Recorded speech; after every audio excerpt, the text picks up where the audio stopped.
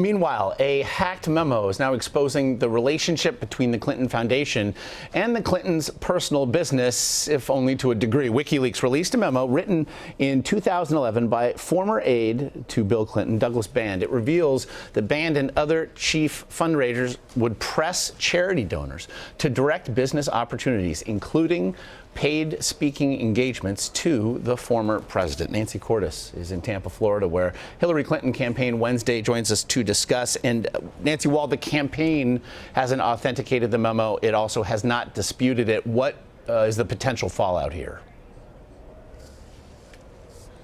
Well, I think it shows just how closely intertwined these donors to the foundation were with the former president, Bill Clinton, and in some cases enriching him personally. Now, we've already known for quite some time that these payments were being made to the former president because they have put their tax returns out there for many years. So we know that he gave these high-priced speaking fees. We know that he was paid millions of dollars, for example, by certain organizations to advise them and to be on their boards. But what we didn't know was just how assiduously his top aides, and in particular one top aide, Doug Band, worked to convince top donors to also hire the former president. Beyond that, aide goes into detail about how a lot of these donors and clients ended up giving the president in-kind contributions, things like vacations and gifts. In some cases, he said lavish gifts.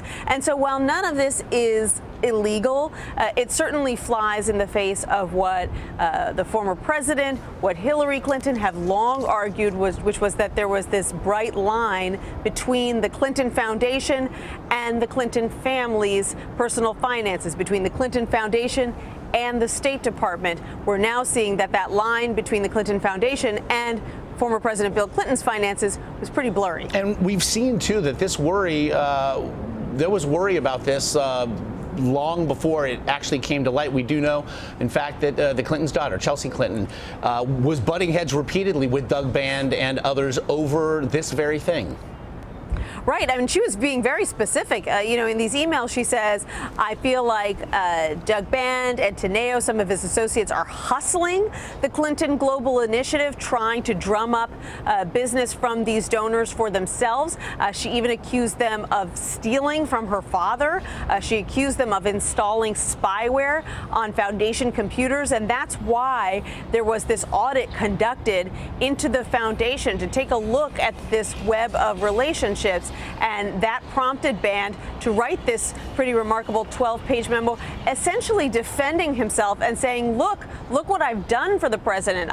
I personally am responsible for about $50 million worth of his speeches and other engagements. I've always looked out for the former president. I've made sure that he got these gifts. I've made sure that he's gotten these in-kind contributions. So he's making the case that he has really helped to enrich the Clintons personally. And it also shows the challenge here, because he was serving not just as a top foundation official, but he was the top aide to former President Bill Clinton himself in his personal endeavors. So there was obviously a ton of overlap there that only was exacerbated when Band decided to start his own consulting firm, Teneo, where he himself was trying to benefit from those foundation contacts. Troublesome optics, just how problematic for the campaign, it remains to be seen. Also remaining to be seen today, the first joint appearance between Hillary Clinton and First Lady Michelle Obama on the stump. And I know, Nancy, you'll be covering that for us. Nancy Cordes there in Florida. We appreciate it.